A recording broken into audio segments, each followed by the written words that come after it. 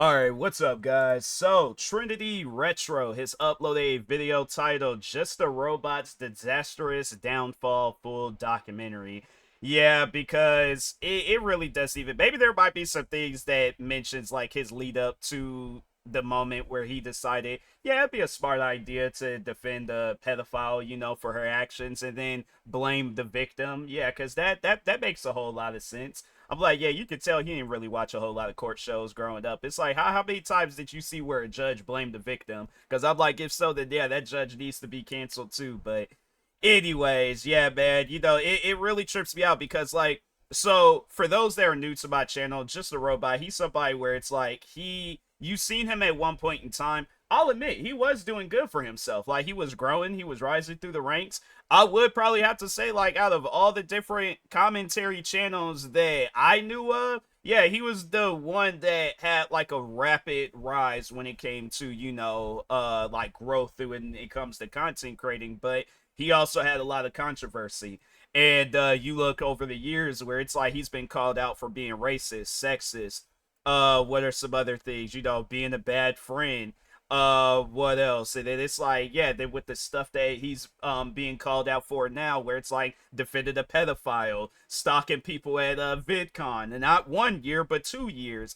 What else? It's like, yeah, bro, he's somebody where it's like, you're gonna look up one day and it's just going to, there's gonna be things that come out about him that ain't even gonna be surprising, where it's like, okay, well, it is just a robot, so why are you guys surprised? That's like why when they were very first approaching me with the whole situation where he defended the pedophile, I'm like, okay, well, it's like, I mean, if you guys watch his content, it shouldn't have shocked you. I mean, like a month prior, before he did that video, he had was explaining how EDP 445 could have gotten away with his situation. So my thing is this, that's why I'm like, yeah, it's like, based on that. And then when he did that video, was because what video was it where he was all like, "Oh, I'd seen a underage girl at the swimming pool and I left because I didn't want to get no bad ideas and things." And it's like, or however he worded it, you'll just have to go see for yourself. But he worded it to that likings.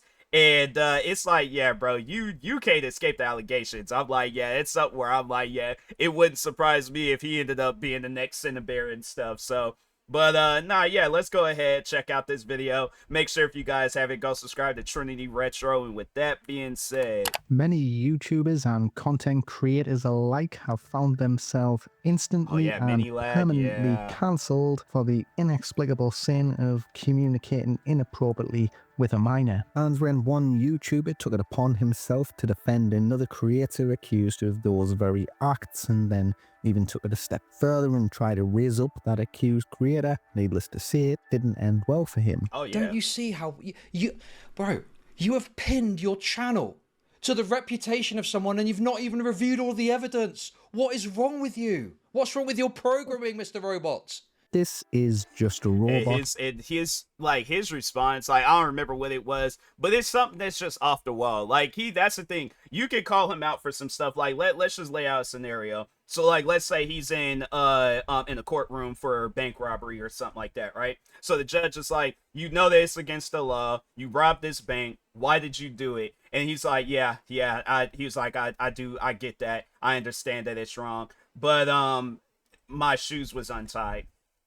What does that have to do with anything? That's what I'm saying. Like, if you guys watch his response videos or any of his other response videos, okay, maybe watch like the last one, because all the other videos he then did, it's been like heavily worked on by other people. So that's why I'm like, yeah, watch his newer videos and you'll see, like, okay, like this is who he really is. Because all the videos beforehand, I had to say, probably, yeah, before he did that, well, he was falling off prior, before the Cinnabar stuff, because I remember he made a video about me before all this stuff, and it had no effect on my videos whatsoever. It's like he made a video and it was like, okay, and it's like, man, get out of here with that. But anyways, yeah, he's falling off bad, So bro. Jar for short, as I will be But he never referring makes to any him sense in throughout his this videos. video, and he is a YouTuber originating from what is now the remnants of the art commentary community, or the Art CC, over I the know last that this year is or going so. to take some time, so let's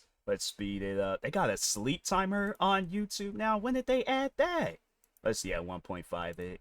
He has found himself embroiled in controversy, mainly instigated by his bizarre decision to insert himself into an online drama that didn't concern him, Nah, and hold offer on a for a wildly second. unpopular He take, talking and too on top of this, fast. his inappropriate behaviour when in the presence of women. Oh, you're all good.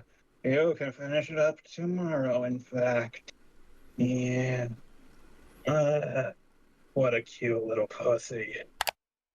This is who people were defending. Like they were. I look back then when he was like, because he was like heavily on my case, and I just remember how his fans like they stood by him. Like this, he was controlling an army, bro. And yeah, it's like, fam, you guys wanted me to be like cool with him. Y'all wanted me to be buddy with him. Listen to his advice about being a content creator. My thing is this.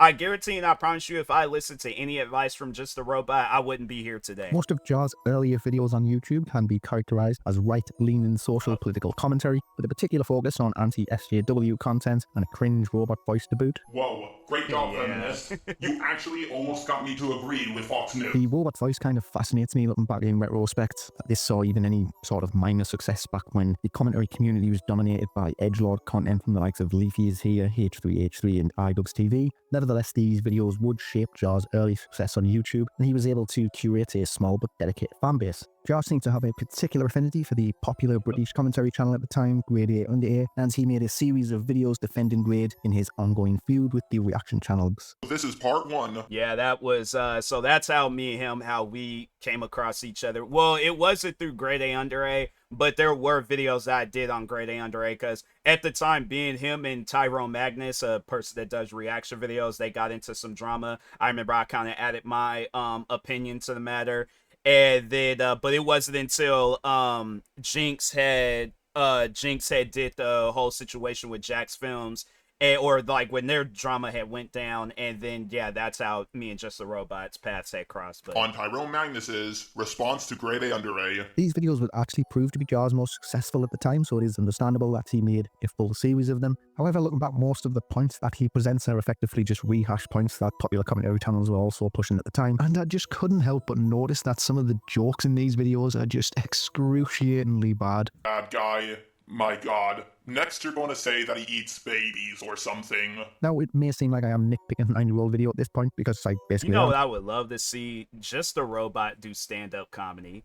Oh man, I'm telling you, right? I would buy tickets.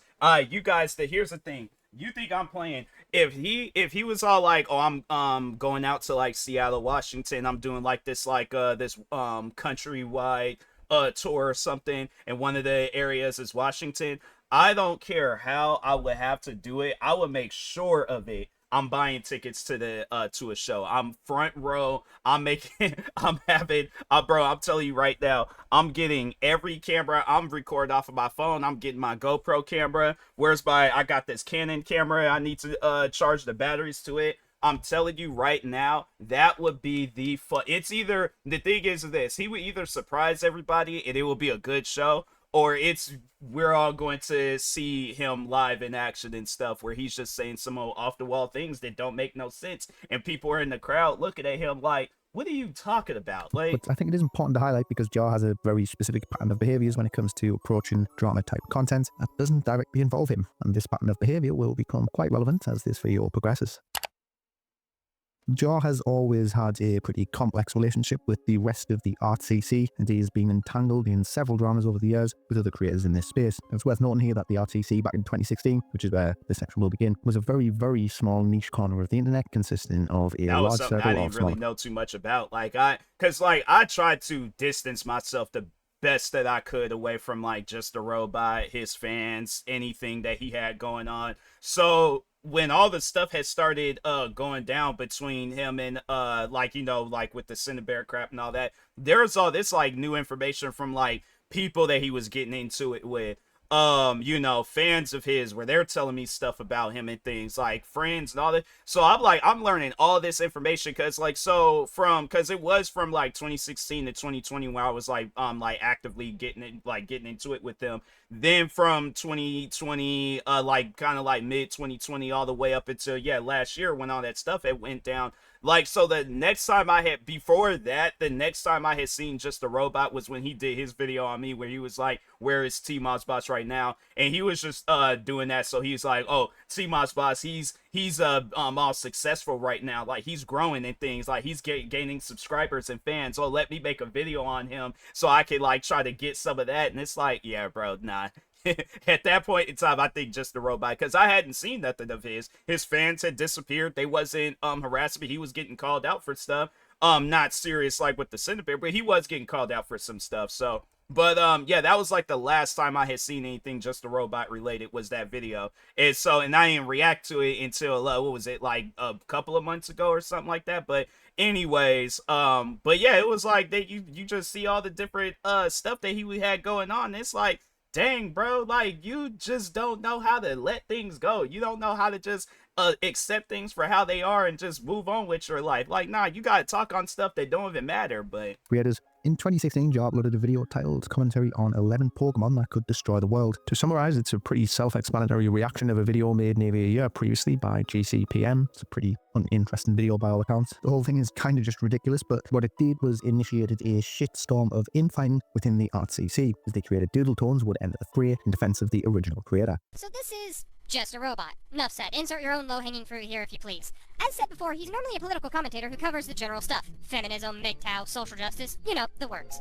This led to a bunch of smaller channels jumping in on the action, and Jar eventually followed this whole thing up with a 1 hour plus reaction compilation of all of the videos which had disagreed with his original take. And when I say all, I mean pretty much all of them. I mean, he's responding to creators that have got like less than 100 subs. There's this specific segment as well where he goes in very hard on a guy who quite clearly has a speech impairment or some form of mental ailment. I don't care, Italy. My voice has special ability. Your voice has special abilities? Whoa, guys, I think we discovered the Dragonborn. This is Jar, who at the time had a pretty sizable following, defending a trivial position at best against a creator with less than 100 subscribers. Quite clearly isn't cut out to be feuding with a larger YouTuber. Now, Jar does acknowledge part of this himself, but I guess the issue there is that if he's self-aware enough to know that it's a bad idea to cover someone in that position, then why even cover that segment in the first place? And this highlights a big character flaw with Jar in that he can be extremely self-aware of how his negative actions can impact others, but he just takes no steps in order to address them. But the fallout from this would lead to a fracture within the community.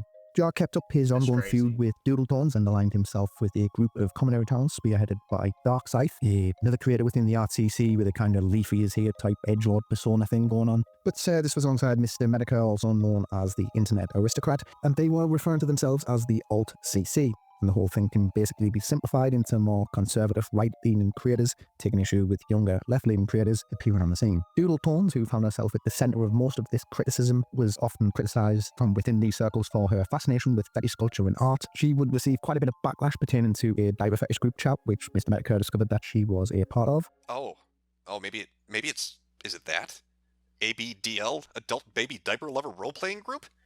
Doodle Tones, or should I call you by your proper name? Doodle Diapers. Doodle Diapers, do you get off on shitting yourself? Is that what this is about? Were you upset that there's a potential that I may end up doing a video on diaper shitting? Jar himself didn't particularly see this as an issue though, and his grievances with Doodle Tones remained entirely political and trivial. I showed evidence that she does have a diaper fetish, and I even explained that her having a diaper fetish is not the problem. I don't fucking care. I have a maid fetish. My problem is that people deny evidence. Doodle Tones would then find herself involved in another drama with the art YouTuber Icy Hazard for reasons that aren't really important to this video, but Jar would actually then jump into her defense this time, and he would suggest a truth. That's the thing though with Just a Robot, is that he mentions things where he makes it seem like that he don't care, but he knows that his fans like, oh, they gonna talk about it, they gonna be, because there was the one situation where it was a friend of mine that got shot and killed at a party, and I had talked about that in a video, and he for some reason thought it would be a good idea to mention that himself. And it's like, what does that have to do with you? What is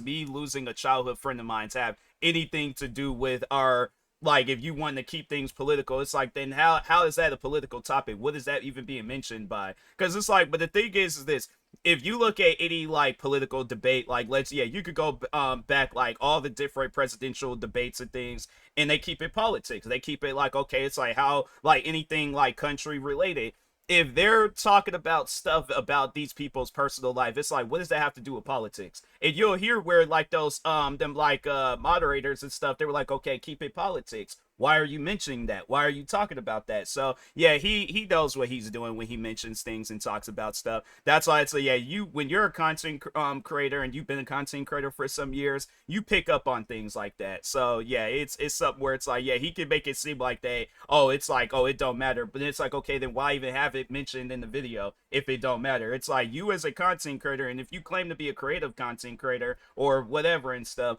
my thing is this: you should be able to have that segment but without mentioning that part. So yeah, he knows what he's doing. He knew that his fans would harass that girl over that stuff, and it's like, okay, my thing is this: don't know who Doodle Tones is, can care less what they got going on. But you see how I had just like talked about that whole thing, and I didn't even have to mention once about whatever stuff that they're into behind closed doors. I'm like, that's their business. If they want to talk about it, that's on them. If not, I'm like, fam, I'm not, it's something that I don't care about. But overall though, it's like, I'm not, my thing is this: I'm not gonna mention it for, I guess, yeah, I think he's just overall trying to have some political gain, or trying to let them know like, hey, I'm not going to mention this, but at the same time I'm mentioning it for whatever reason he got built up in his head. But overall though, it is to just to add like more harassment to that person, because that's all he did with his fan base. He just had them harass people. But so in this video, I'm going to be doing something I've never done before. I'm going to be defending Doodle Tones. This shift in focus from Jar would put him at odds with the other members of the alt, mainly Darkseid, but the whole thing would kind of just fizzle out from here until the following year when Darkseid would come after Jar with a pretty poorly put together hit piece. So I won't lie, some of the criticisms are quite funny. He has a monotone voice to be like a robot because he wants to be quirky and relatable to his anthro audience. No, actually, he talks like this in voice calls too. It's really fucking annoying to the point where I want to staple my fucking ears shut. But of course, he wants to appeal to his autistic audience, like making videos about Christian, like, whoa, such an innovative idea that's never been done before. Christian Weston Chandler, also known as the CWC. I wanted to do a video about him for a very long time. But what can I say that hasn't already been said? Well, the answer is absolutely nothing. Then why make a video?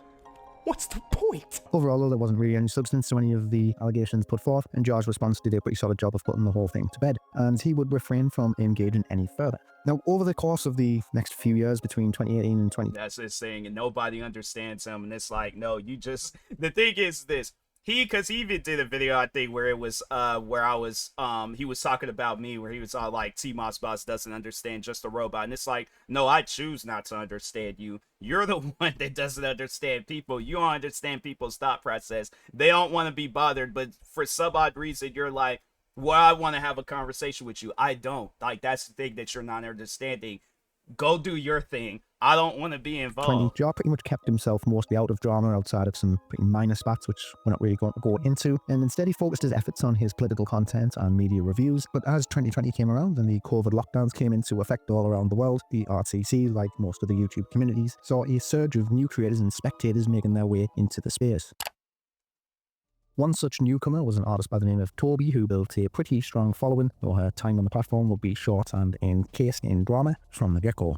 After some initial drama that went down on Twitter, the context of which isn't important for this video, the shit truly hit the fan when Toby uploaded a video titled "It's Wrong If It's Drawn," and at a glance of the title and thumbnail, you'd probably be expecting a pretty well put together video, but it's pretty much anything but that. At this point, I'm frustrated. I'm frustrated with this stupid constant thing where people feel overly compelled to try to defend these disgusting fucking perverts who drop CP. Let's all call it what it really fucking is. Don't even try to be like, I remember. No. I remember reacted to another video of Just a Robot, and they were talking about this girl. So yeah, it's just I just remember this particular video, and I'm like, yeah, this is that part of the internet where I was like, I was on the other side watching content where I'm like, it wasn't about this. Comes across as deeply unhinged and emotional, and it's all made worse by the fact that she is a massive hypocrite, and the video wouldn't land well within the community. YouTubers Kai Weiss and Omnia would collaborate on a video criticising Toby for her support of Shade Dawson and Gabby Hanna, two creators who are deeply disliked in the left-wing and our communities, and for the fact that she had also made NSFW art of underage characters herself. Recently, Toby released a video that expressed a similar passion and blind recklessness to a video she has since deleted, where she had an angry rant about the criticism that all her favorite creators were receiving. Disregarding the flaws of those creators, simply because she liked them, which is the exact video I went over on my own channel. In this newest video, she expresses her distaste for people who produce explicit content involving minors, or rather, fictional minors. In this video, she says a lot of very true things, but as I said earlier, a video like this falls short when you're just as bad as the person, or in this case, people, you're trying to call out. This is the name of Toby's old Twitter and Instagram accounts. On both of those accounts, you can find this image. This is a drawing of Shoto Todoroki from My Hero Academia and BDSM. Let's take a look at Todoroki's age, shall we? Oh, wow. He's 16 years old. And this is where our little robot friend Jar injects himself into the drama. Against the popular opinion and in defense of Toby, he collaborated with Manga Carmen and Facetious Butters, which brought with it the first problem. Facetious Butters, a close friend of Toby's and who was also involved in the initial drama that went down on Twitter, represented an obvious bias and clear conflict of interest, undermining Jar's ability to cover the story from a neutral perspective. The video itself just all comes across as quite half-baked, as well as Jar weirdly dedicates an entire section of the video to debunk the claim that Toby is a pedo, when it was specifically argued by Kai and Omina that they didn't believe Toby qualified as a pedo in the first place. Like, let's not address the fact that you and Omni implied that Toby could be a pedo. When you do that, it makes me and everyone else who knows about the situation look at you like you're dumb as a bucket of bricks. Because there's clearly a problem if you're tiptoeing around your fuck-up. Yeah, you didn't use the exact words, but you heavily implied it. And that's something I do take issue with. And even more bizarrely, he then goes on a ridiculous rant about how a 16-year-old maybe doesn't even qualify as a minor. Now, Toby's point was that people who draw porn of kids are pedos. But Todoroki isn't a kid. He's 16, old enough to drive. The age of consent in most states is 16. Now, I understand a few of you might say, that's basically the whole, it's not... I'm telling you, man, he cannot, look, I'm telling you, there's gonna be somebody, they gonna gather up a big old giant video about just a robot being a pedo, and yeah, no, it's gonna be one of those things where it's all like, hey, I told you guys this. I'm like, I said this numerous times. You do a video where you're defending one, you do a video where you're explaining how one could escape for you know, the whole pedo stuff.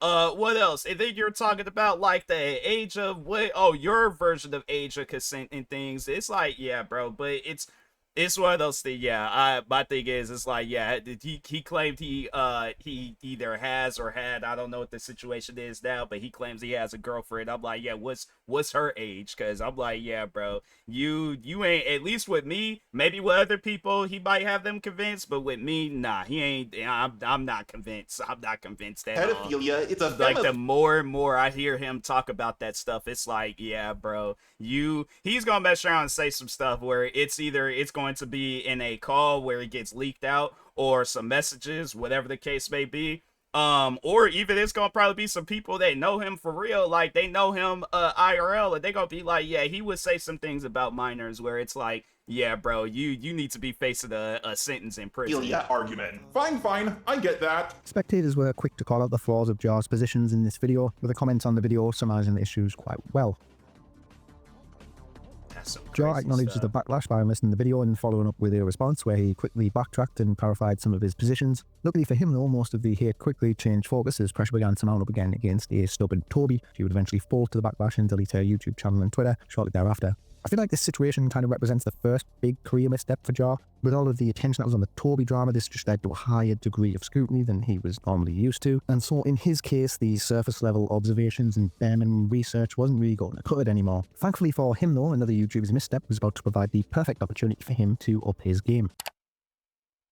Prisonmake Luke was a commentary YouTuber whose fall from grace was almost as instant as his rise. When I say his rise was instantaneous, I'm not kidding. This guy literally blew up overnight. 5 days after thanking his audience for 50 subscribers, he uploaded a video titled Scott Cawthon vs. Yondewa Dev, Inspiration and Stagnation, which went on to get over 1.8 million views. Luke would then go on to accumulate over 20 million views in less than a year before dipping from the internet entirely. So what the hell happened? Well, Luke got himself entangled in a lot of drama, and just like our boy Jar, research wasn't exactly his strong point. After dropping the ball on the pyro-cynical drama, he then made a complete arse of himself by inserting himself into the Toby situation, where he reacted to Jar's awful video, which we've discovered in the previous section. And although most of his positions on Jar are quite reasonable, towards the end of the video he goes after another creator, Hopeless Peaches. And without drifting too far from the scope of this video, to summarise, some of Luke's talking points come across as deliberately uncharitable towards Peaches, and he even accuses her of self-deletion baiting her own audience. Another person who commented was Hopeless Peaches, who also decided to put herself into the drama just by constantly saying how she does. Like Prisonmate Luke, he was all I had just seen was the video where he was talking about just a robot being racist,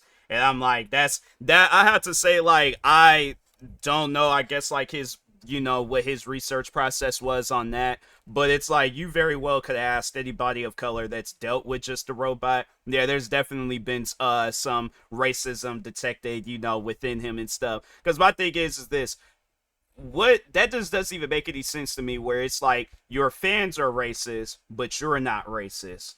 Where does your fans being racist even come from then? So that's what I'm saying. It's like, it's, you have some hidden agenda within your videos. But it's even after that, it's like, yeah, I have heard people say that, where it's like, even there's a video of him himself admitting to saying something racist to this to some random black woman on a date and things. But no, I just remember it was the one time where it was somebody that was, I wouldn't say that they were in his circle, but they knew of some people that were in his circle. But there was a time where he joined their Discord, and I guess he was just randomly dropping the N-word left and right and things because his roommate gave him permission. And it's like, yeah, bro, it's one of those things. If you respected your roommate, it wouldn't even be a conversation. So that's why I'm like, yeah, he's somebody where it's like the racism allegations too ain't beating that neither. But anyway, doesn't want to be in it and would just never leave it alone. And when people like Thummin called her out for her terrible and biased behavior, she made a community post about how she wasn't friends with Toby, but you would constantly come back to post more things and beg for sympathy. And when you were getting genuine criticism for all the garbage you've done, you decided to suicide bait your audience, going off the grid for hours to make your audience worry that you hurt or killed yourself. And guess what? 2 days later, you were back to making tweets again. This all didn't exactly go down very well with the rest of the community, and Luke took down the video and refocused his efforts on a certain robot. Just a pretty fact here, Luke's video on Jar is pretty terrible. It's a shockingly poor attempt to characterize Jar as a bigot or some kind of deplorable racist when the stuff he shows doesn't really align with that. Because when I decided to dig into Jar and his channel for a general response to him, I realized how awful he is, not just as a content creator, but as a person, which I really didn't expect, because I used to watch him back in the day. Anti-SJW was the big thing to do, but that ended 2018, 2019. Not that SJWs aren't made fun of anymore, they still are, but it ended when people realized how the anti-SJWs were as bad, if not worse. That instead of being forced progressives that shoved their ideals down people's throats and were just in general toxic, it was just blatant homophobia and racism hidden under the mask of freedom of speech. And although there are a lot of channels now that had that phase, a lot of them grew out of it, but Jar didn't. Jar is a remnant of that era of YouTube, a person who thinks having the unpopular opinion makes it the right and cool one these times. But even without the Toby videos, he has said a lot of racist shit recently. His race bending video is full of it. He apparently doesn't care about race bending white characters, but then goes on to complain about it the whole video. My favorite part is that he has a problem with the Witcher show because he can't tell the different places apart because there's racial diversity in the cast.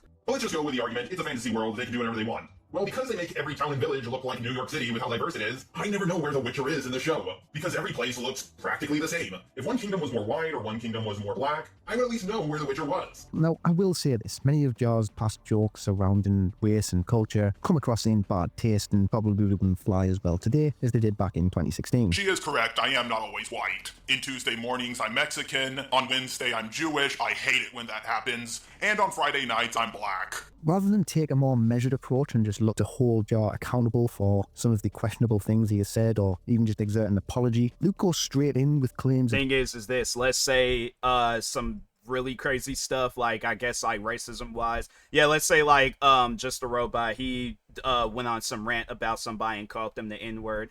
I feel like that videos like this won't matter now, but I guarantee and I promise you afterwards, oh yeah, people, they gonna be running with these videos. It's gonna probably be, yeah, Prison Mate Luke, he gonna re-upload his, because I think he did take the video down. I was like, because I think I remember when all this stuff was going down, I remember at some point in time stumbling across his channel and I didn't see the video, so I was like, but yeah, you're gonna see a lot of different like racist things coming back out of Just a Robot. It's like, yeah, it's like it's again, it's something that shouldn't surprise you guys. The evidence was right there. I don't know why it has to take some bigger situation in order for you guys to see what's really going on. So bigotry, sexism. It's like he gets, the thing is that Just a Robot gets so comfortable with where he is at, then so yeah, when something is, if it's racist, sexist, you know, pedophile, like any of the stuff that he's been called out for, he's gonna get so comfortable with it because nobody's calling him out, and then as soon as somebody calls him out, then that's when he's gonna be like, oh well, let me put some halfway made apology out and but mainly be pointing fingers at people. And just outright racism, and it just comes across in just such a malicious way. It feels like Luke's approach to this video was to make his assumptions beforehand and try and find clips to fit his narrative, absent the wider context, and it's a pretty naive approach in all honesty, and it would leave him wide open to Jar's response. And I'll be fair to Jar here, as he does do a pretty credible job of dismantling most of Luke's talking points, though there are a few points which I think he could probably have approached better. Now, Prismate Luke is well known for either lying about things, taking things out of context, or just giving the least charitable interpretation possible. Prismate Luke just seems like a guy who wants to take people down and not give them the benefit of the doubt. I mean, he made a video on me the day after I apologized. Coincidence? I think not! And that's the video I'm going to be covering today. Just a Robot is just a racist. And we're just in general toxic. It was just blatant homophobia and racism, hidden under the mask of freedom of speech. And although there are a lot of channels now that had that phase, a lot of them grew out of it, but Jar didn't. I completely disagree. I jumped off the whole anti-SJW bandwagon before the big downfall started happening. Granted, I did jump off not for any moral reason, but just because I was bored originally. But I have done videos on anti-SJWs like No Bullshit, and I did a video called The Fall of the Anti-SJW Community, which Prismate Luke does show a clip of without any audio in his video. So I know for a fact that he has seen it. Jar is a remnant of that era of YouTube, a person who thinks having the unpopular opinion makes it the right and cool one. What? No, I absolutely do not think that at all. It's difficult to argue with many of Jar's points here, really, purely because of the total ineptitude of Luke. This feud would eventually be settled privately, and there's no real denying that this was a huge win for Jar. This was the first time a YouTuber of Luke's size had ever really come after him in this way, and Jar had effectively dismantled Luke's arguments, and public perception was certainly within his favour. Luke would again find himself in more drama not long thereafter. My question is, it's like, okay, so why am I hearing conversations of you saying the N-word in private Discord calls and stuff? And I'm not trying to hear no, like, oh, I don't know what he's talking about. It's like, my thing is this. I guarantee you, I promise you, if I reach back out to the person that told me that, and we all, it's one of those things where it's like, there's witnesses. All right, so yeah, I guarantee you, I promise you, he's going to say something along the lines like how he did with that whole stalking stuff at the VidCon, where he's like, oh, well, if it wasn't recorded, therefore he ain't got to apologize for it. But it's like, fam, you know what you did, you know what you said. So that's why I'm like, I'm not trying to hear the, oh, well, it's like, you know what you did, you know what you said. So it's like, it's one of those, you can own up to it. Yeah, be a man and own up to it. But if not, then it's like, okay, the thing is this. Cool, fine, you don't need to. But we all gonna know you for what you really are. So yeah, it's like other people may not think that he's a racist, but I'm going to think that he's a racist. I'm like, yeah, you don't influence a fan base to be racist. And then there's all these, conversations about racism surrounding you off camera and stuff. And then there's the clip where he was like, I think the woman had asked him what's his favorite type of train. He talking about what's your favorite type of chicken and basketball team or something like that. It's like, yeah, he might not come out and say that he's a racist, but it's definitely, there's like little a bread trail that's leading up to him being a racist. So that's, I'm like, I'm not hearing that. But yeah, Prismate Luke's video, if people want to look at it as like it wasn't a good video, you could go right ahead and look at that. But from my own personal experience, yeah, just a robot. He's definitely a racist. And eventually just abandoned his channel entirely, and it now sits dormant. For Jar, though, his period of grace, like, oh, I got black friends, so therefore I'm not racist. I ain't hearing that. You know how many times it's like it's like one of those like get out of jail free cards where it's like, okay, bro, like, you know how many times people then said that? Come on now, think of something else. Would eventually come crashing down in probably the most embarrassing way you could ever imagine. In September of 2024, 2 Google documents surfaced online making allegations of grooming against the meme animation YouTuber CineBear03. The first document didn't really pertain to much, but the follow-up document had a plethora of disturbing screenshots showcasing that Cine had befriended a 14-year-old at the age of 21 and went on to have many inappropriate conversations with them, and even went as far as sending a disgusting fantasy comic book, for lack of a better term, to a minor, on top of a bunch of other NSFW material. This would prompt CineBear's roommate, Smalley, also known as Jack, to make a video condemning her as a groomer. Okay, I have to be kind of quiet because Cine is in the other room because she called in sick from work today. I have a loose script here, but I'll probably ramble a lot due to how emotional I've been, so I apologize for any messy wording or anything, like tangents.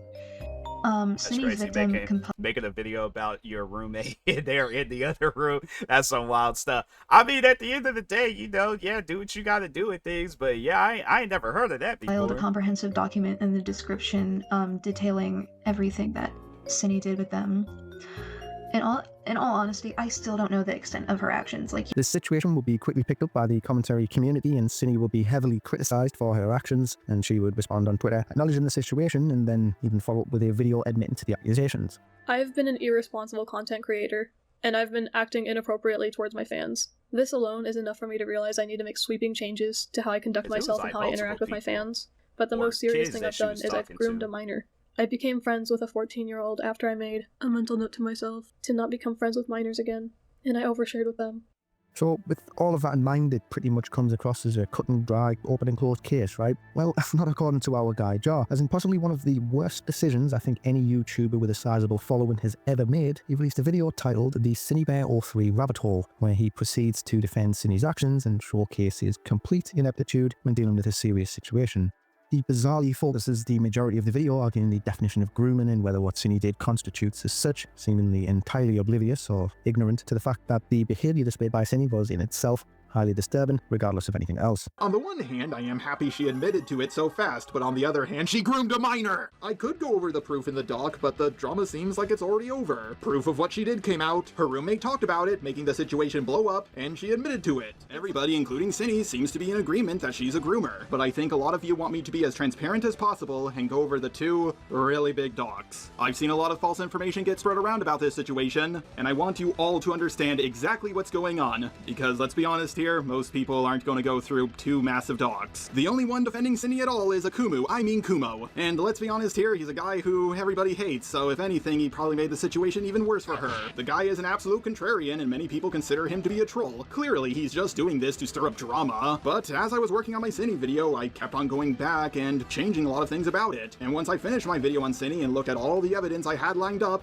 it just didn't feel like a good video to me. I got that same feeling I had during the Pyro drama. Cindy was 20, about to turn 21, so there's no way she's innocent, right? Well, I told myself the same thing, but then I noticed she took down her apology video, and I decided to reach out to her because I just felt so uneasy. And after I interviewed her, which I will play at the end of this video, I realized that Cindy and all of you were lied to. He also then ridiculously compares the situations to the allegations made against Pyro Cynical a few years back, and that he hadn't done much research into the case beforehand, as Cindy had already admitted to knowing the age of the victim, where Pyro had plausible deniability in that regard. And just when you thought it couldn't get any worse, the second half of the video is an interview with Cindy. I mean, to call this an interview would be an insult to the concept of journalism, but I digress. Throughout this interview, he makes it abundantly clear that he isn't treating the situation with any level of seriousness, as rather than challenge Cindy on the situation, he comes across with a really weird, flirtatious energy, for lack of a better term, asks almost no difficult questions, and not really any questions at all, to be honest, and even goes so far as to play down the entire situation and provide Cindy with statements so that she can use in her defense. Okay, so my first question is,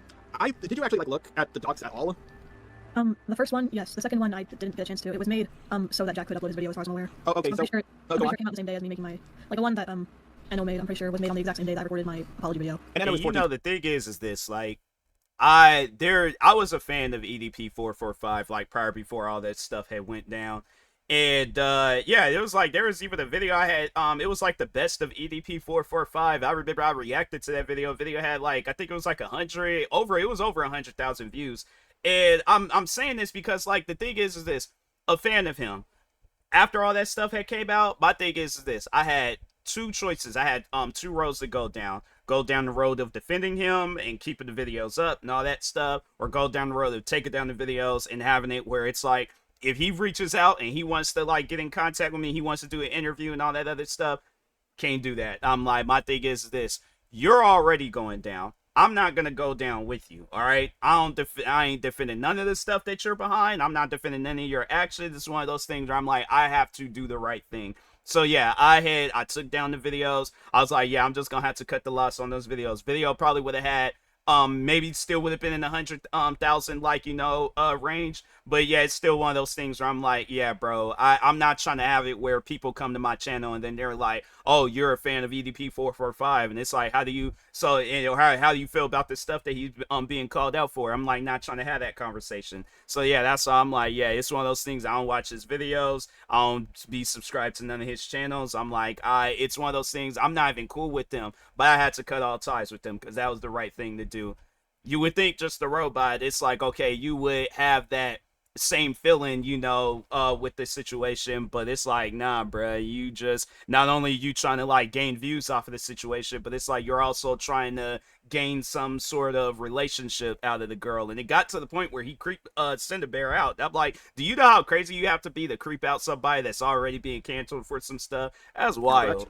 Yeah. Okay, so here's my first question. I looked at the first stock. I desperately looked all over the first stock. I don't see any women going. Oh yeah. Like, Cindy had her avatar in sexual poses, and I was like, yeah, have you not seen Naruto or any PG-13 anime?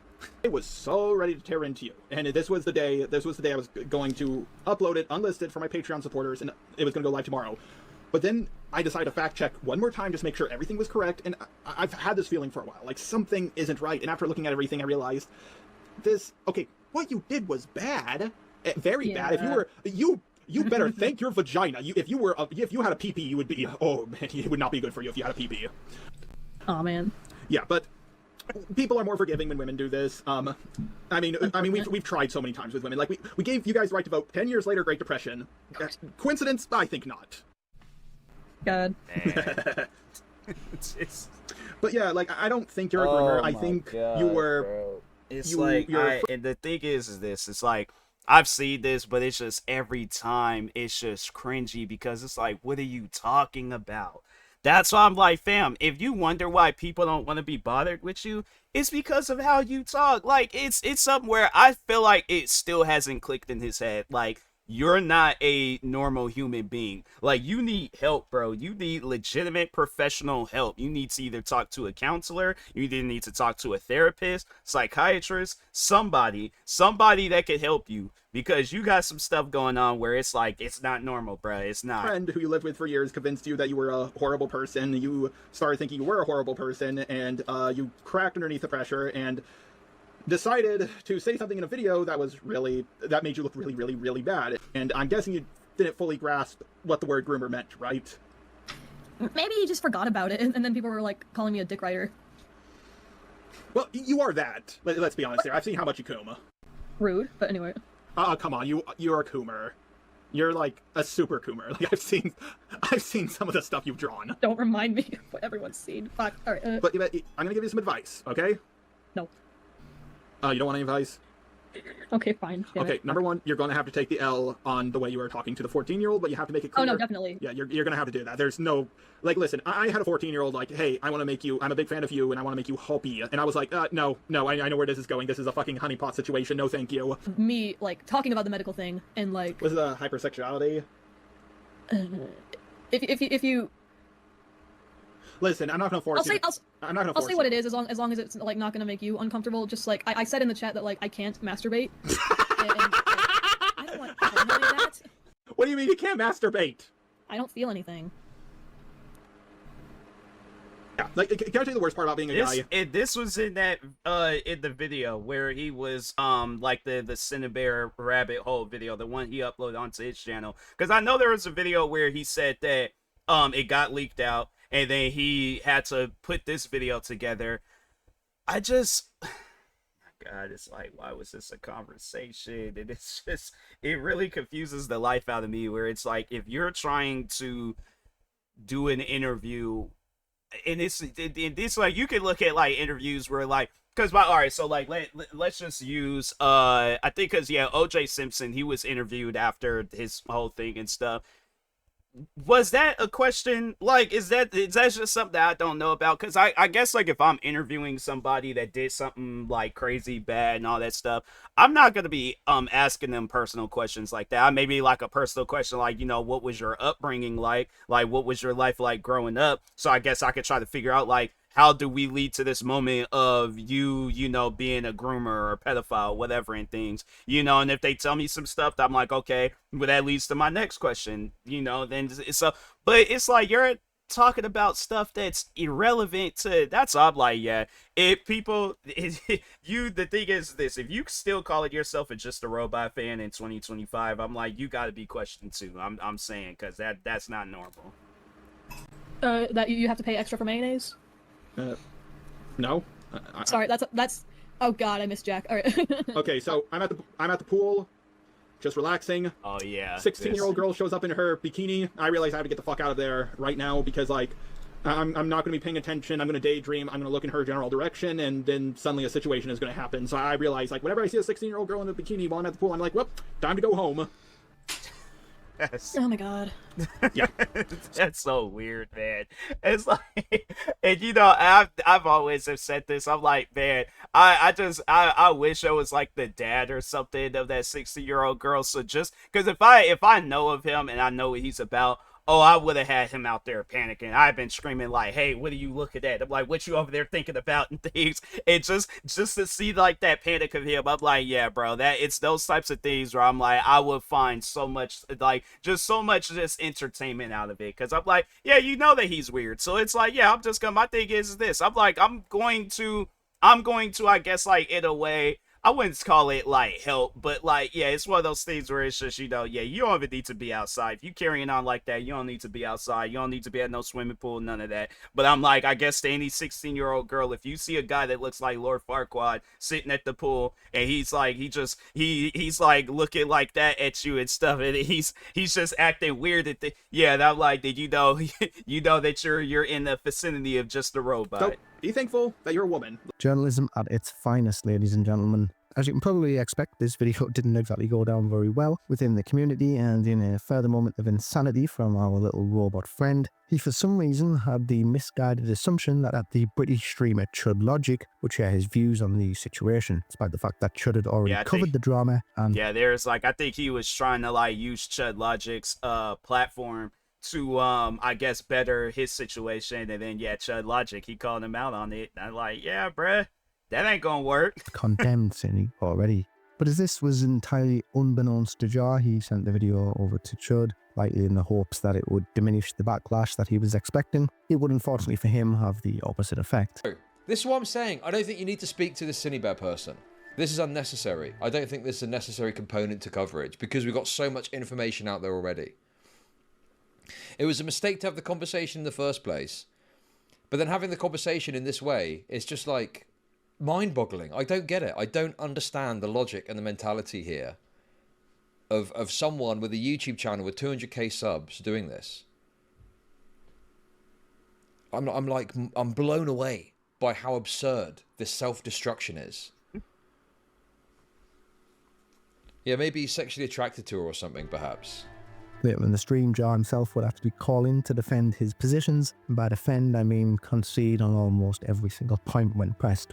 And what was completely unknown to Jar at the time that he had called in is that Chud had actually managed to get the leaks of his DMs between Cine and Jar, which I believe were leaked by Cine herself in a bizarre act of betrayal. And I just want you to watch this guy's reaction as this is revealed to him live, because it's definitely not what you're going to be expecting. I hold all the keys. I hold all the cards. And I have another thing to put to you. Now, before I do that, is there anything that you wish to admit to me before I do this? I'm trying to think here. Didn't expect you to ask that. Admit. Well, in past videos, I've said very sus stuff that people have taken the very wrong way, and I have been friends with people who've gotten exposed and, you know, cut them off. Okay. There's a lot I've done, and I just ask, what is it? What is it? And just ask what it is, because you know what? Maybe there is something, and I just want to rip the Band-Aid off. Mr. Robots, your logs with Cinebear were leaked to me an hour ago. Oh, okay. I think we might need to call someone in to check this robot's hard drive. But in all seriousness, it is a pretty bizarre reaction considering what will be revealed in the... Because he's like, oh, okay. Because here's the thing. His mindset, he didn't say anything wrong in those messages. So he's all like, oh, all right. I mean, I didn't say anything out of the ordinary. To him, it's not out of the ordinary. To the rest of the world, they're like, fam, you are sick. It's like, what is wrong with you? And then that's when he's like, oh, I guess, like, you have to tell him when he's wrong. You have to tell him that it has to be from somebody where it's like, I guess they do have the upper hand on him. So yeah, Chud Logic in this case, he did have the upper hand on him.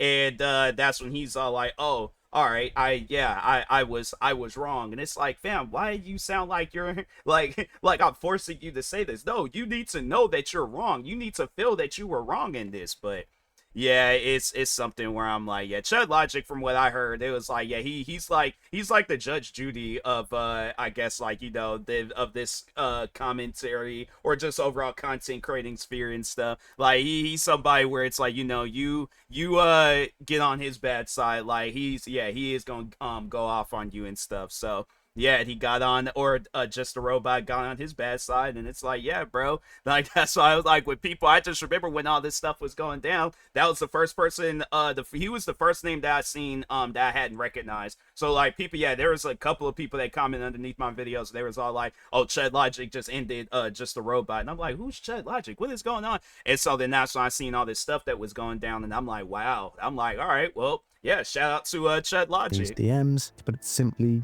Jar behaves in a way that is utterly astonishing given I guess in Chud Logic, if he ever decides to do a live stream talking about Just a Robot being racist or any of that stuff, I'm like, hey, I'm available. I'm like, yeah, that's one of those things. I'm like, I got evidence, I guess, more so from his fan base, and I guess if there is anybody else out there, because I'm pretty sure, yeah, there's a lot of people versus, like, you know, where it's like people that knows Just a Robot versus, or like, yeah, or people that like IRL know him, and then there's like people that know him through the internet, where yeah, they definitely could say like, oh yeah, he's definitely a racist. They might not want to come out and say it because they're like, oh yeah, we know that. But it's like, he's already been canceled. So it's like, what's stopping you guys? Yeah, if you have any like racist stories or anything, evidence with Just a Robot, put that stuff out. Whether it's social media, whether it's YouTube, TikTok, it don't matter. Put that stuff out. He's already been canceled. Maybe when he comes back and things, then yeah, you might see some stuff, or it might be like a 1-year anniversary or something. Yeah, just every October, Just a Robot gets exposed for something else. Of the situation.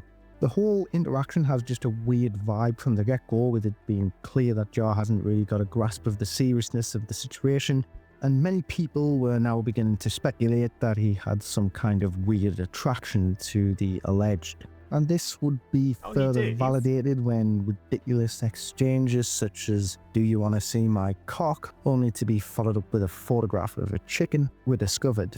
And the interactions only get more deranged from there. He sends a voice note where he refers to her as Mamacita. Alright, Mamacita, I'll hit you up when I get home.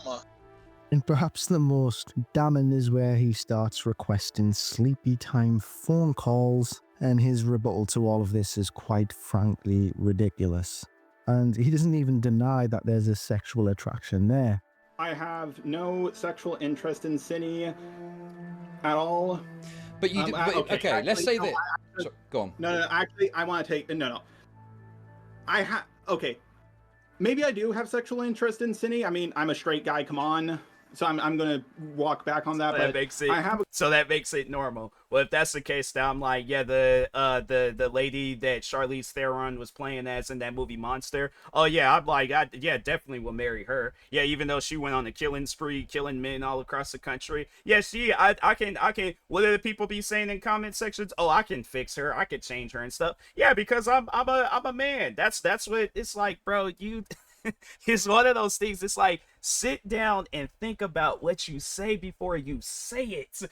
Like, man, I'm like, he needs a PR team. He needs a PR team. He needs to have he needs a Paul Heyman. He needs somebody that like talks for him, and then he just does like the action stuff. But you need somebody. There needs to be like a voice actor that does like Just a Robot, but it's like it's in a way where it's like, okay, you're not gonna be canceled. But yeah, it's just, yeah, bro, he said, I remember hearing that, and I'm like, bro, you're in a that's the part that trips me out. A woman literally looked him in the face and say, yes, I will be in a relationship with you.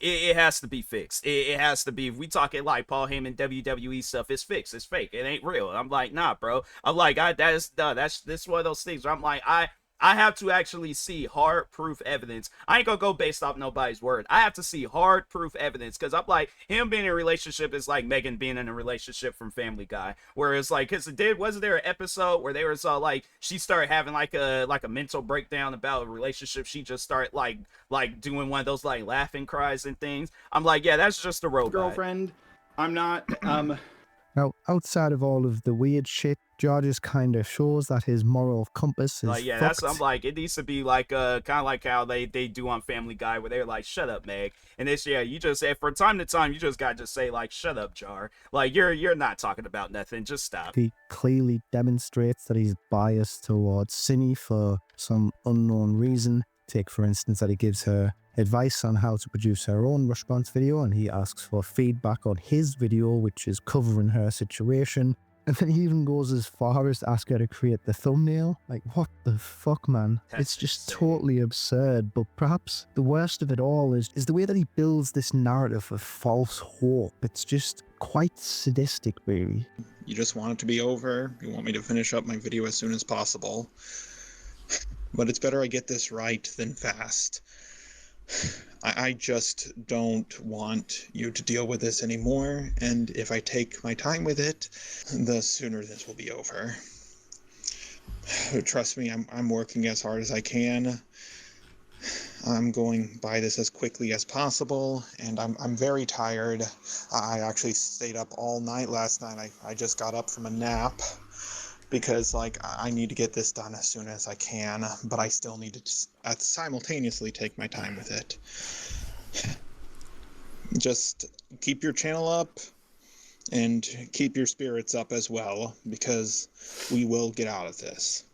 And he even roped Chud into the madness by insinuating that the streamer could share similar views to the situation, giving at least the impression that his coverage of the video could lead to some form of vindication, or at least alter That's public. the thing. I think, if I could just talk on Chud Logic as a person and as a content creator, and I don't mean this in a disrespectful way towards anybody, but he comes off as somebody where he's like, I don't need to, I guess, like, I'm not in a position where I need somebody's help or I need to be on your platform to better. And I think that's what Just the Robot was thinking, like, oh, Chud would see that I'm this big content creator reaching out to him and he's going to be all buddy with me and he's going to help me out with this situation. It's like, no, he don't need you. I'm like, my thing is this: Chud Logic have 1,000 subscribers, get one view across each of his videos. I feel like who he is as a person is never going to change. Like, who you're seeing on the internet is most likely who he is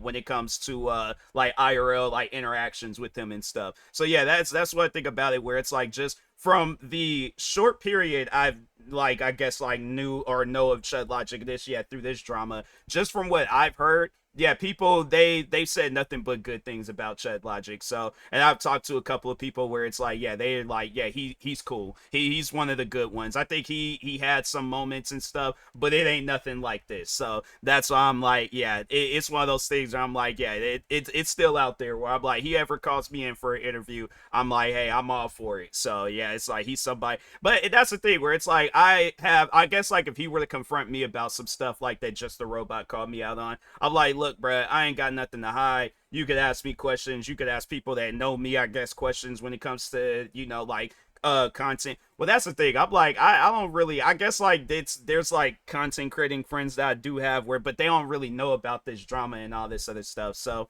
yes, but it's like, yeah, you ask anybody about me, it's like, yeah, I don't have nothing to hide. I don't have nothing to, I guess, like, be ashamed of and things. But yeah, because I'm like, who I am, I'm pretty much the same way. Like, who I am on the internet is who I am IRL. So like, I I'm not getting fired from jobs from my mouth. I'm not, getting into it with neighbors and all this other stuff. I'm like, I would say that, yeah, I've had my, like, run-ins with people, but I guess, like, it's not something we're talking about on the internet and things. So yeah, and but, like, more so talking on friends. Like, I know that's one thing about it. It's like, I never have to worry about somebody that I know IRL or content creating friend doing a video about me, because I don't be talking with people like that. I'm like, fam, my thing is this: the stuff that you see, like, me post, I'm like, I spend a good majority of my time just focused on, like, content creating, like, what new thing could I add, like, or what new game could I play, or just, so my thing is, like, I'm here to entertain people. I'm not here to,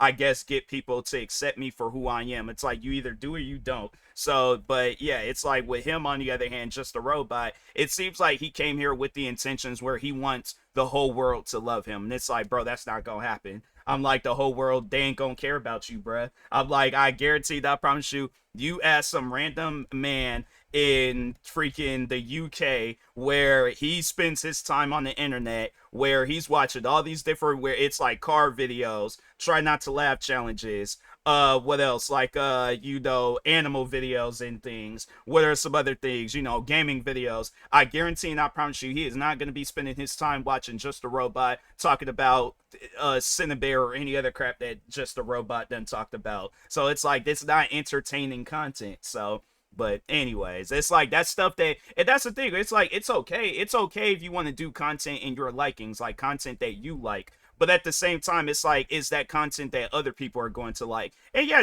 there's people out there that did like Just the Robots content, but for how long? So that's why I'm like, yeah, he don't have that same type of clout that he had once he was falling off prior, before all this stuff that went down. He just sped up the process of falling off when he did that Cinnabare video. So anyway, perception in some way. I mean, he would be rightly ridiculed on stream for all of this, since he would private the video while still live on air, but the damage was basically already done at that stage. Later in the stream, the YouTuber FDS Diesel would actually call in with some information relating to a previous interaction that Jar had been involved in. Diesel.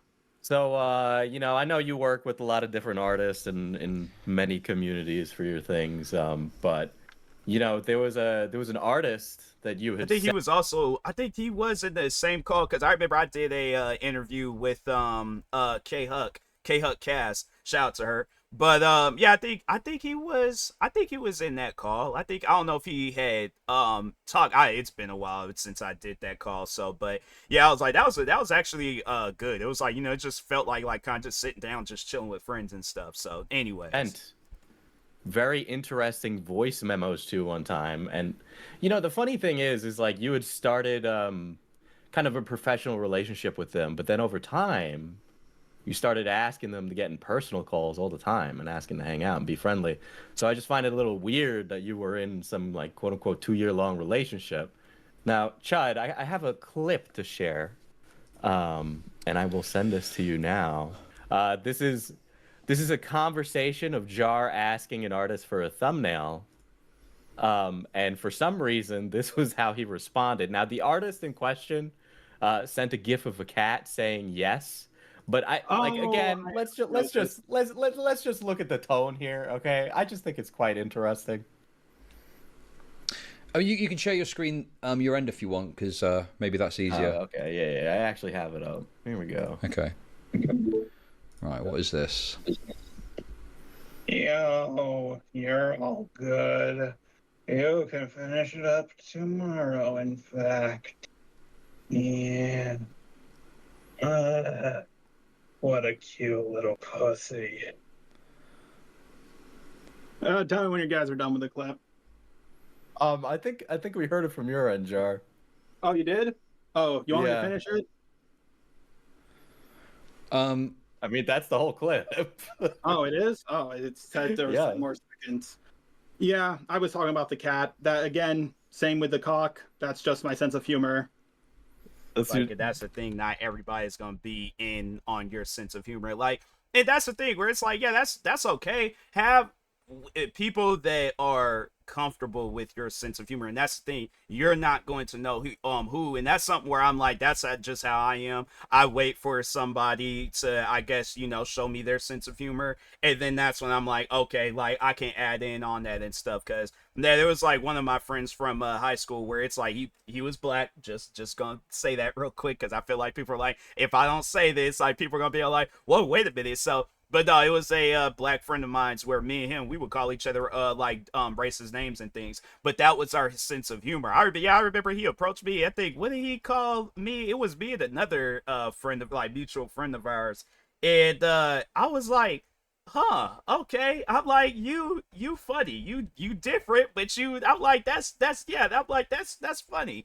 And then from there, it's like, no, we ended up being like cool friends and stuff throughout high school. Yeah, we were constantly saying like racist names to each other and stuff. But that's just how our sense of humor was. and we had that respect for each other and things. So, but that's another thing where it's like anybody else get involved, we look at them, be all like, hey, we all know that's between us. And so it's one of those things where it's like, yeah, just because you cool with somebody, it's like, yeah, I wasn't going up to every single black friend that I had calling them some racist derogatory names. I'm like, that's me and their sense of humor. And that's the thing where it's like, you should be able to detect when a person is going to be sensitive to that humor and stuff. So that's why I'm like, yeah, I learned my lesson through stuff like that. I'm like, yeah, not everybody gonna be on your sense of humor and stuff, or they ain't gonna be matching the same as yours or any of your friends and things. So yeah, you can't just be all like, I could joke around with them the same way I joke around with somebody else. It don't work like that. So, and it's not weird for you to be asking this artist for personal chats all the time and then sending messages like that. Like, it's appropriate. I guess it's not. I should probably work on that. Now, this in itself didn't really lend anything to the Simi situation. What it did do was it opened a big old can of worms. The fallout from all of this for Jar was just basically nuclear. Oh, yeah. The commentary channels and streamers were just having a total field day with this, and it would just be quite frankly covered to death. Everyone was jumping in to cover the situation and just share stories and previous interactions that they had had with Jar behind the scenes. The YouTuber Kumo dialed in to a follow-up stream which showed logic and provided a story pertaining to a situation which had gone down at VidCon 2023. Should mention here that Kumo himself was also trying to defend Cine, and he was quite hostile towards Jar, but we'll get to some of that a little bit later. He wanted to meet up with like big art names like Streamline Workshop and Ponder Sprocket in like this art space, and he wasn't taking no from an answer from them.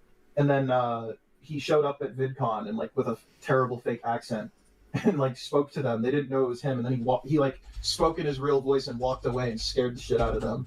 And he like manically laughed while walking away. This account would actually be challenged by Jar himself. The YouTuber Corbin Seeth conducted an interview with Jar after all of this stuff had went down, and when confronted on the situation, Jar had a slightly different retelling of the incidents.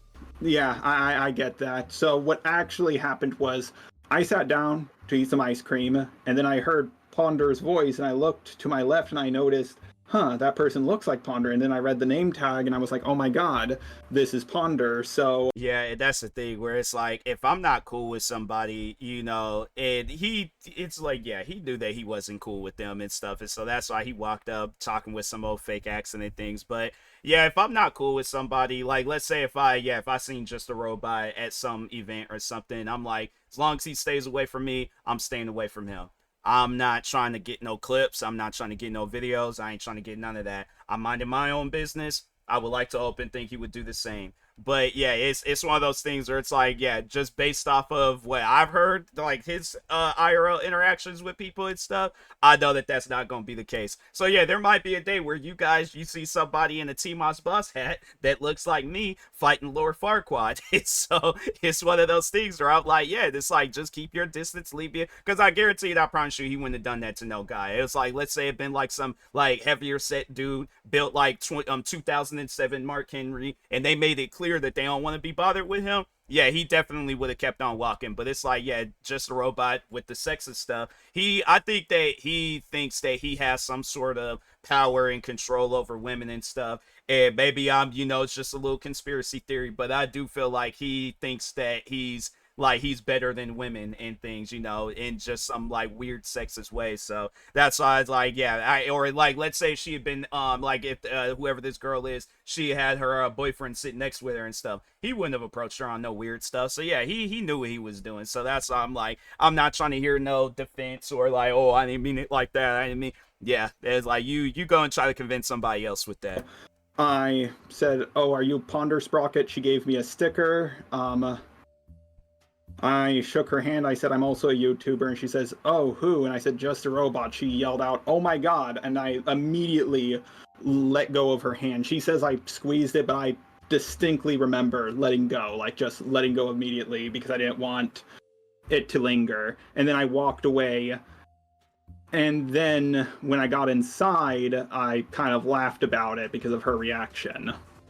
But just as previously mentioned, I think that neither Jar nor Kumo can really be considered reliable narrators in this situation just due to their dislike for one another. And I don't know, because they defended a fucking paedophile Thankfully though, the YouTuber Kalimara has announced a detailed account of the VidCon incidents on top of some of the pretty damning stuff, which paints Jar as just a big massive creep really, and it's all fully backed up with receipts. As for why I'm making this video and why I'm choosing to focus on Jar and He's trying to make it seem like, oh, you guys didn't have it on video. So, but I'm like, I think if it, like, let's say if it had been a situation where, I don't even know if it, because they did say it was like, what was it, like 2022, 2023? I don't know if they would be able to, like, get video footage from back then, but, like, let's say if it was on something, like, where some weird stuff was going down, they wanted to press charges, and then the cops, filed a, search warrant to get the security camera and stuff. Yeah, it's like, you gonna see some dude, they look like Lord Farquaad chasing a group of people away and stuff, and it's like, fam, why do you feel like you gotta go out in public and be weird? You know, so that's why, like, yeah, it's one of those things where I'm like, yeah, my thing is this, I go to a VidCon event, I'm like, yeah, definitely gonna be keeping my surrounding, like, I'm gonna be looking around and stuff, you know, and if I see anybody with some whole Lord Farquaad cut walking up to me and things, I'm like, all right, you walk up here, I'm like, you gonna go back limping, so I suggest you keep your distance, bro. I'm not here, I'm just here to, you know, do this little VidCon event and go on about my business, bro. So anyways, yeah, it's one of those things I'm like, yeah, but that's honestly, I think that's just what they need to start doing. It's like, somebody be approaching you on some weird stuff and you made it clear you don't want to be bothered with them. Yeah, I think that's grounds for, it's like, you need to swing on that person. So. Jar in this situation is because for one part of the allegations thrown at him, that being the VidCon incidents, I was actually physically there and experienced everything that went down firsthand when it happened. Callie would go on to reveal a bunch of screenshots leading up to VidCon 2023 between Jar and Mali Malware, another creator attached to the RCC, who was planning to attend VidCon to meet up with some of her friends. Jar attempts to get in on this sort of RCC meetup, and he just comes across like a bit of a creep really, and he seems to be trying to shoot his shot with Mali. And it's quite obvious from this interaction that she's not interested, and he seems to just be able to pick up on this obvious social cue. And despite her rejections, he even states at one time, we could talk in person at VidCon, just me and you over drinks. Maybe you could come to the hotel room with me, lol. And after multiple rejections prior to the event, he still fails to pick up on the fact that she clearly isn't interested and proceeds to make further attempts at a meetup whilst the event is taking place. And when these advances are also rejected, he then drops just an insanely weird, unhinged comment referencing a gun. Like, what's he even doing here? With all of this in mind, that's why I was like, it's stuff like that where it's like, you don't have no awareness of what you say or what you're talking about and stuff. Because I'm like, the thing is this, there's no reason, if the girl don't want to be bothered with you, the girl don't want to be bothered with you. You should be able to understand that. Just be like, okay, I'm just not gonna be bothered with this person. But it's like, you make comments like that, and it's like, okay, don't be surprised if they swing on you. Because it's like, honestly, I'm like, my thing is this, I get messages like this, and I see somebody following me around at VidCon, I'm I'm causing a scene. I'm like, it's one of those things, I'm like, yeah, bro, I'm causing a scene, and I'm either going to find myself getting just a robot banned from VidCon, or I'm gonna be getting banned from VidCon. Because I'm like, yeah, that's one thing about it. It's like, you ain't gonna message me some crazy stuff and then be following me around and stuff and be like, oh, it has to be because I remember he said that his the response video with that after the Cinnabear crap, where he was like, oh, it wasn't like I was on camera or something, so therefore he was like, there's like, I don't know what they're talking about. And yeah, if you watch their videos, they were just recording themselves running away from somebody, but you don't know who they were running away from. But I think they did say that the reason why they didn't record him was because they didn't want to have like no like attention go towards him and stuff. And so yeah, after all this stuff came out, then yeah, they started telling their stories and things. I'm like, they should have recorded him and put him on blast. I would have recorded him and put him on blast. So yeah, it's all about like, yeah, you know, that's my thing is this. To idiot everybody out there, do not be afraid to tell your story, whether it's stuff like this or anything else. Do not be afraid to tell your story. Speak out about that stuff. If people believe you, they do. If they don't, they don't. But at the end of the day, you know what's real. You know what happened. Don't be afraid to tell your story. So sense why none of these creators were interested in meeting up with him in the first place. But then Callie would go on to explain exactly what did go down, at VidCon 2023. Let's talk about that handshake from hell he gave Ponder that was the other focus of Jar's video, because the way he addresses her in that segment just makes me want to punch a brick wall. So let's just get it out of the way. No, the handshake was not the problem. It was everything around the handshake that was. Jar severely oversimplified the events that happened in his video, and it's a clear attempt to downplay the actual events that took place. See, Ponder never offered to shake Jar's hand. Ponder was handing him a sticker because she was doing a little meetup thing with her fans where anyone that was able to spot and recognize her got a free sticker that she drew herself. However, Jar was the one who grabbed Ponder's hand. The first thing I do is reach into my bag, grab a sticker, and hand it to them. When I did, they, in turn, grabbed my hand, doing a little handshake. She didn't offer her hand for him to shake. He didn't actually have expressed permission to touch her, but he did so anyway. So just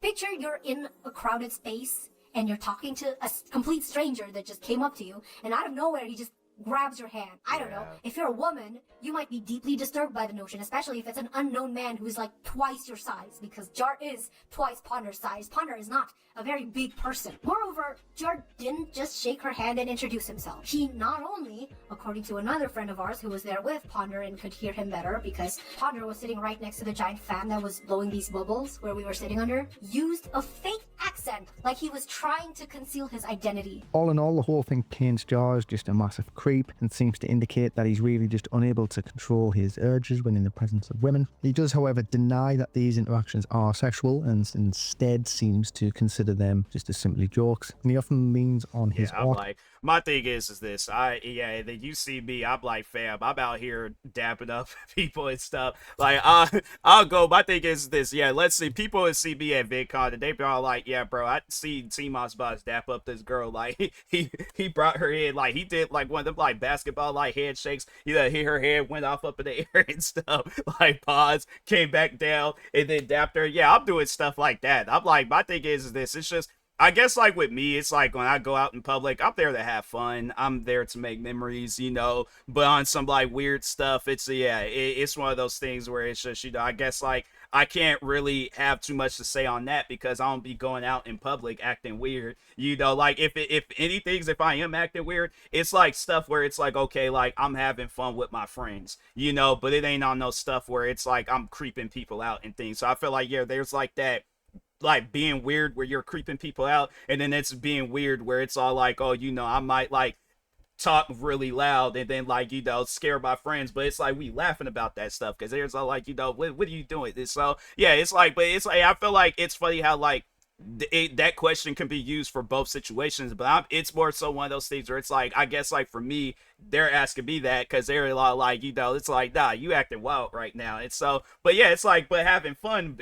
you know, type of weird. But it's like, yeah, you creeping people out. It's like, and what's crazy is that then he goes back up to the event the very next year and still is acting weird, because then they say it was like it was either in the same video or it was a separate, I can't remember, but it was like, they said that they were sitting at a table and he was like sitting, it was either behind them or next to them, just like acting, trying to make it seem like that he didn't know that they were there. But that's like, come on, bro, it ain't gonna just be just a weird coincidence. We're sitting at the same table, and it's like, man, get out of here, bro. Justification. And the problem with this is that he stated multiple times that he's fully aware that this behavior is an issue, and he's been warned about it by multiple other people in the past. No, I need to stop this. I've been given warnings about it. It's just now finally catching up to me. It's one of those things. He needs to find himself getting stumped out. Then he's all like, wait a minute. He's like, yeah, because I feel like it'll be like, let's say it's a situation this year, he does that to somebody, or does that to the same group of women. They all bring in, like, you know, their brothers, boyfriends, whoever, and things. And then they're all like, wait, there he is and stuff. And so, yeah, he's like, and he's like still stalking them, being weird. And it's like, okay. And it's like, we gotta handle that and stuff. So it's like, now it's the other way around. You just see, I feel like he don't have like a normal run. I feel like he runs like with his arms straight down or something, or he's running like Double D from Ed, Ed, and Eddie. But either way, regardless, it's like, yeah, you know, you just gonna see a group of dudes just chasing this guy down, and then it's like that. I feel like it's gonna be like 2026 VidCon where he's like, okay, wait a minute. He's like, I can't be weird, because he's like, I remember last time, like, I got chased down and I almost got stumped out. So yeah, it's like, it's you know, violence isn't the answer, but at times it's like, it might just be your only answer. I guess like you dealing with somebody that's being weird and stuff, and you feel like your life could potentially be threatened. So, because at the end of the day, you don't know. It's like, yeah, they're like, the thing is this.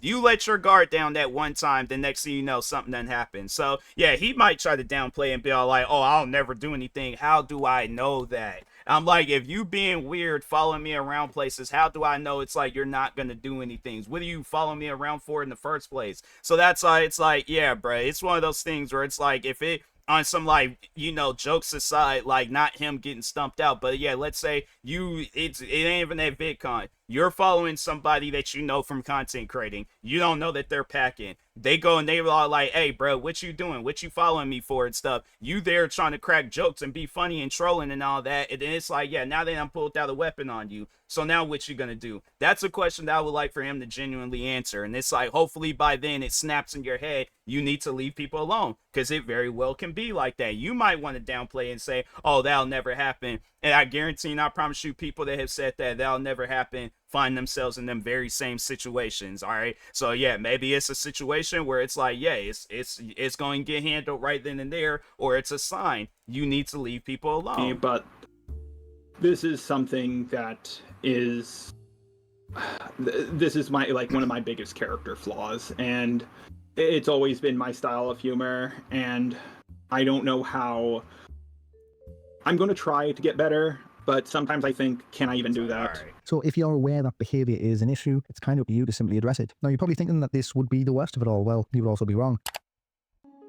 Kind of just when you think all this was starting to die down, Jar jumps in months later, which kind of just trademark at this stage. It's possibly the worst response video I think I've ever seen. Interestingly, it does start off not too bad though. He does at least acknowledge that he was at fault and apologises to most of the people that were directly involved in the situation. I fucked up. I really dropped the ball on this situation. I can't even say that I was manipulated or enabled to get involved with the cine drama, because both my roommate and my girlfriend and even my neighbor told me that what I was doing was stupid and reckless. Even I knew that defending someone from the art CC with allegations this serious would more than likely go bad for me. I, along with everybody who was close to me, expected me to get some backlash, but not this much backlash. They're not even telling me they told me so, because they didn't even expect it to get this bad. But before I get into what's going on and all the allegations against me, I would like to apologize to a few people. I would like to apologize to my girlfriend, my roommate, and my neighbor for not listening to them. You guys know me best, and you were looking out for my best interest. I should have listened to you guys, and now I'm facing the consequences for my actions. I think it also just kind of shocks me that this guy's roommate, fucking girlfriend, and neighbour all told him it was a bad idea to go ahead with the video, and yet he still persisted nonetheless. And like, I mean, it's even more shocking that this dude even had a girlfriend to begin with, and that she still stuck with him, even after all this went down, apparently.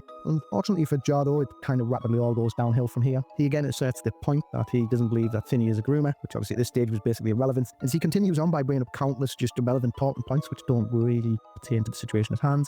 The biggest problem with my video draft about Cindy by far is how soft I went on her. I regret that even more now due to the fact that new information has been released about Cindy. I don't like being lied to, especially by people who wanted my help, but I fell for what she told me, being the gullible fool that I am. I didn't believe that Cindy is a pedo, and I still don't believe she's a pedo. I don't believe she had a desire to get with the minor or exchange nudes with the minor. I never said what Cindy did was okay. I said it was wildly inappropriate and an optics nightmare. Usually I would expect that if someone was grooming, that the groomer would intend to get with them. At least this was I guarantee, and I promise you, when he does decide to, I guess, come back, you know, when it to content creating all that, he's gonna make it seem like that none of this stuff matters. He's just gonna downplay it, or he's just gonna ignore it altogether, and it's just gonna be his comments just getting filled with you know, like, but you defending the pedophile. It's like, or a groomer, whatever you want to call the girl and things, but yeah, there's something. I feel like that's going to be him having a mental breakdown in a video, a live stream, social media. Yeah, he's gonna lose it, because that stuff is gonna get to him, and it's just, yeah, it's gonna mess him up mentally. Thought process at the time. And then hopefully then he does decide like to just quit content creating altogether and just not come back, because yeah, it's like people like him. The thing is this. He already then influenced his fan base of, you know, being racist people and things.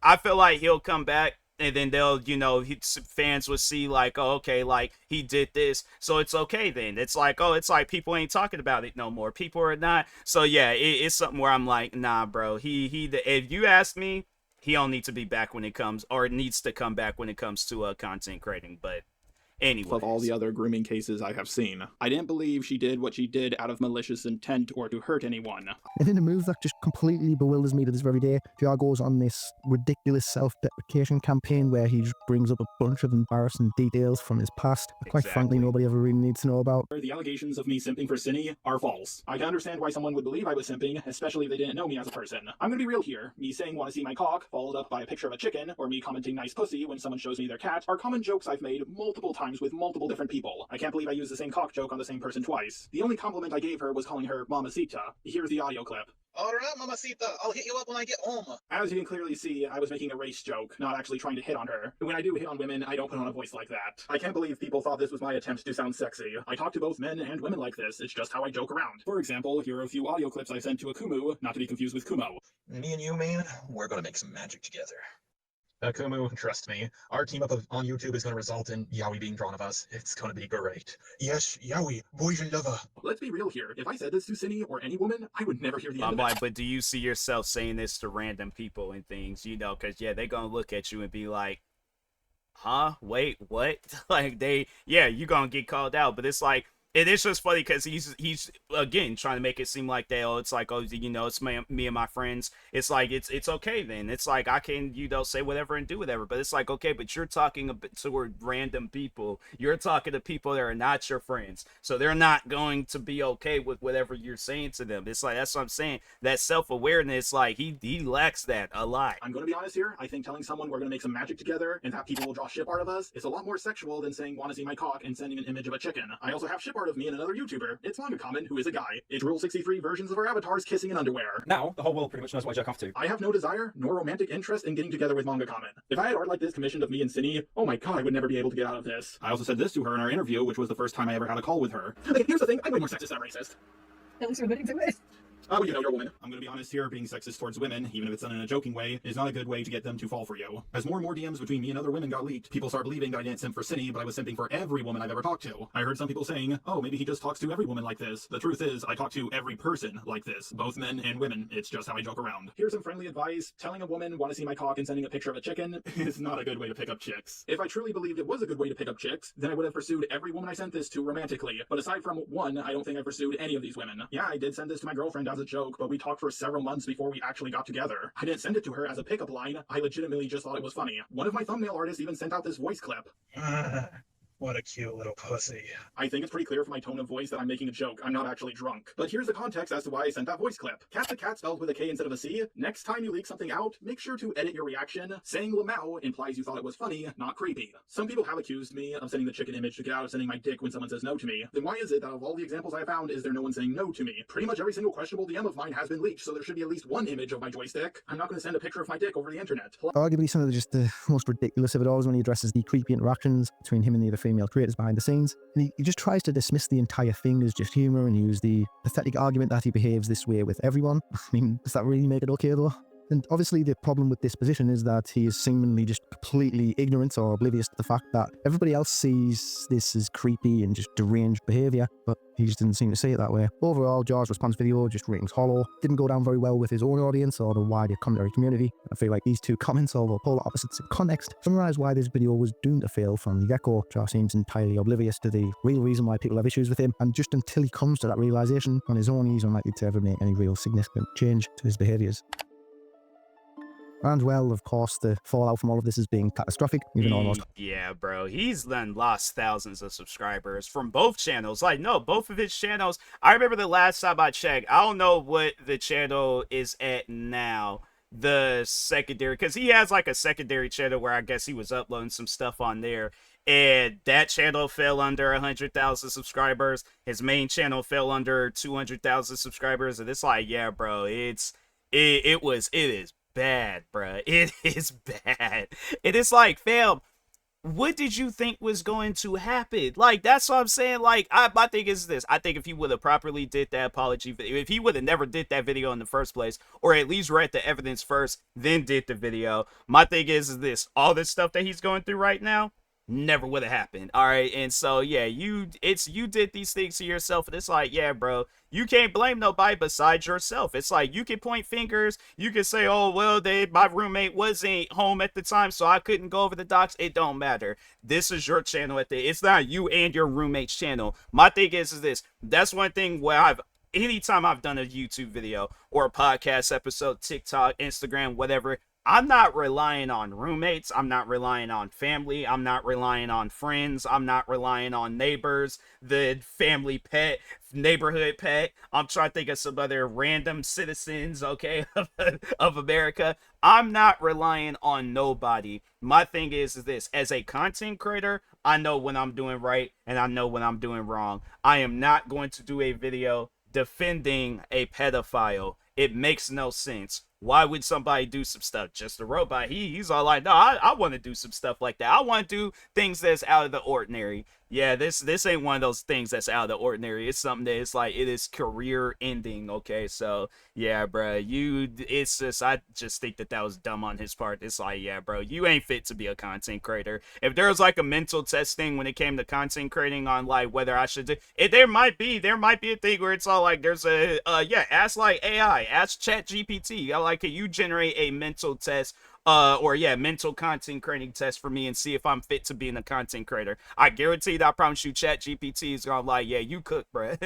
Like, yeah, you might wanna go somewhere else with that. Yeah, I'm like, you familiar with bots, you're familiar with robots and AI and all that stuff. He calls himself a robot. So yeah, talk to a robot. Talk to Chat GPT. Ask it, you know what? After I'm done with this video, I'll ask it. I'm like, because I feel like he'll give out some like, off the wall answer things. I'll ask ChatGPT. Half a year after his response video, our channel continues to bleed subscribers, and what was once a thriving commentary channel with a strong community behind it now lies on the brink of obscurity, backed only by haters and trolls. PR for me is just a particularly interesting character. I find it quite astonishing how he's managed to navigate the difficult landscape of the YouTube comedy scene for so long, only for it to all come crashing down over a pretty avoidable situation, really. Now, whether Jar ever makes a meaningful change still remains to be seen. He continues to upload regularly, though his focus has shifted away from drama, and he seems to be mostly focusing on just media reviews. Whatever the case it is for Jar, his catastrophic misstep in defending a pedo and the shower of embarrassment he's brought upon himself during the fallout of all of this will remain encapsulated in the annals of YouTube history. I want to end this video by offering my own personal message to Jar. So if you're watching this, Jar,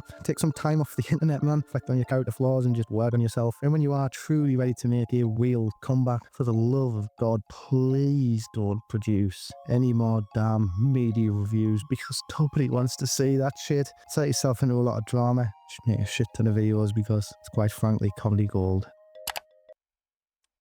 Yeah, I was like, when all that stuff was going down.